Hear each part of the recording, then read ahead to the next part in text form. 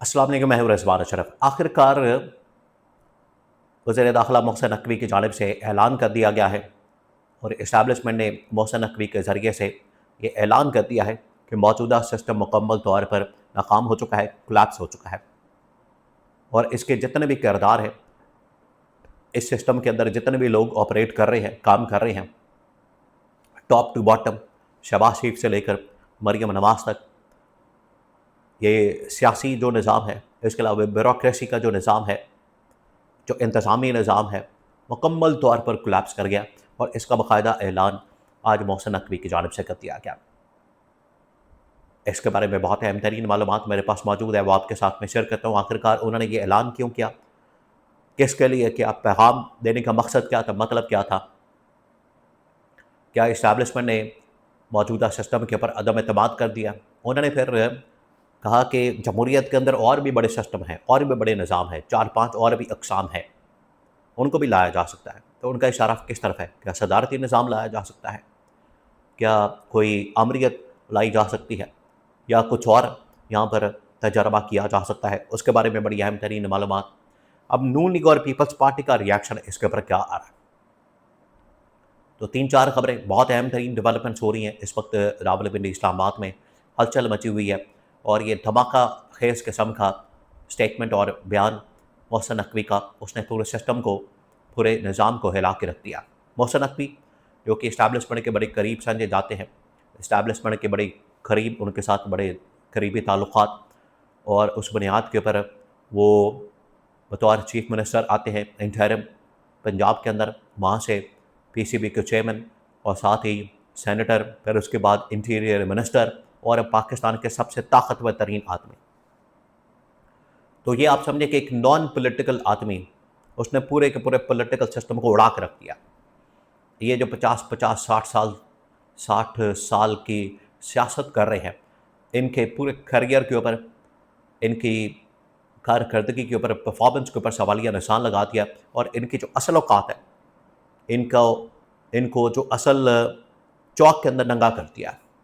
इनकी असल औकात दिखाती है कि ये आपकी औकात है, आप सारे फेलियर हैं, नाकाम हैं, आपके पल्ले कुछ नहीं है। वो सारी नाकामी पेच चौराहे अब उन्होंने हंडिया फोड़ दी है। हुआ क्या?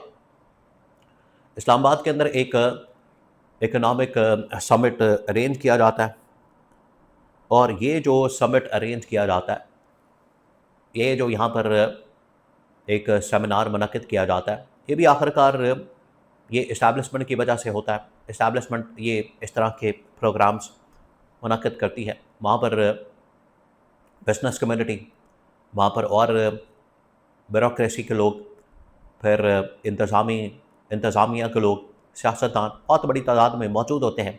हर बंदा अपनी वहाँ पर तकरीर करता है, बातें करता है, मसाइल बयान करता है, मामलात शेयर करता है।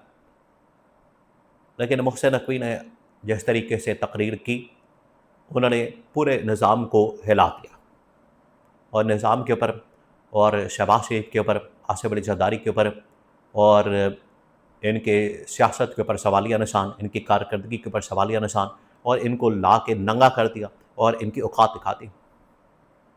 मोहसिन नकवी ने कहा कि सबसे पहले ये जो इस वक्त पाकिस्तान के अंदर सिस्टम चल रहा है, ये नाकाम हो गया, डिलीवर नहीं कर पा रहा, मुकम्मल तौर पर फेल हो चुका है।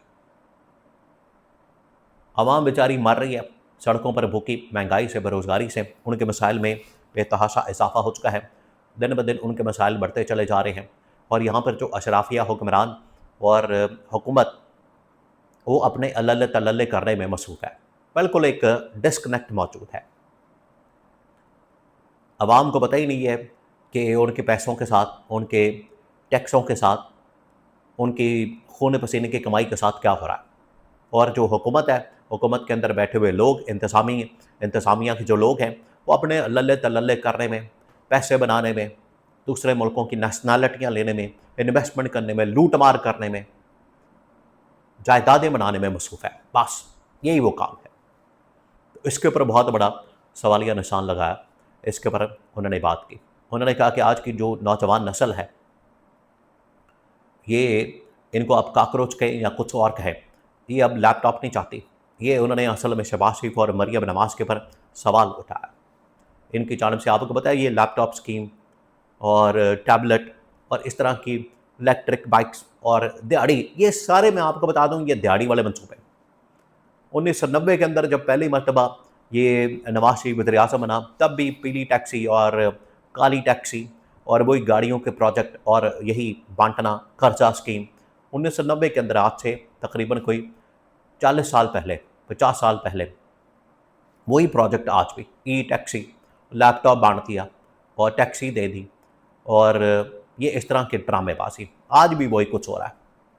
मोहसिन नकवी ने कहा कि ये जो इस वक्त नौजवान नस्ल है, जेन जी है, कॉकरोच है, जो मर्जी कहें आप इसको, ये लोग ये नहीं चाहते, बल्कि आप इनको अपॉर्चुनिटी दें। ये 2-4 हज़ार रुपये आपके नहीं चाहेंगे, बल्कि 2-4 हज़ार डॉलर्स बनाने की सलाहियत रखते हैं। उन्होंने फिर कहा कि अब जो मौजूदा सिस्टम है, निज़ाम है, कोलैप्स हो चुका है।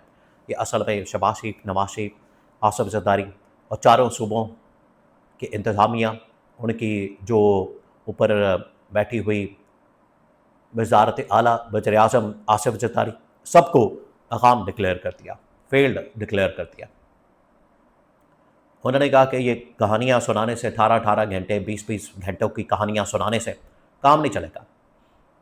आप ये सिर्फ फायर फाइटिंग वक्ती तौर पर वो उसको वक्ती तौर पर आप समझे कि जो कार्ड लगा लेना, काम चला लेना, ये हो रहा है।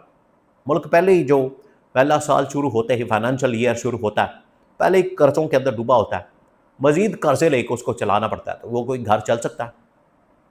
जो घर कर्ज़ों के अंदर डूबा हुआ है, वो मज़ीद कर्ज़े लेकर चलाना पड़ेगा, तो वो घर कैसे चलेगा?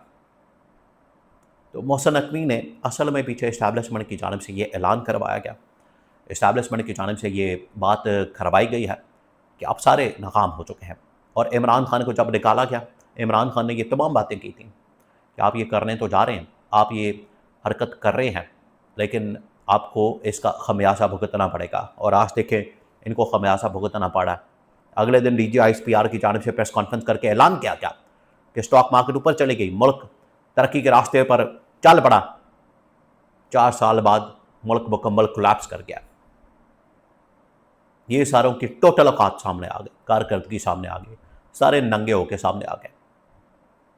अब वो कह रहे हैं तमाम पॉलिटिकल पार्टीज़ बैठे आपस में मुलाकात करें, कमरे के अंदर बैठे हल निकालें।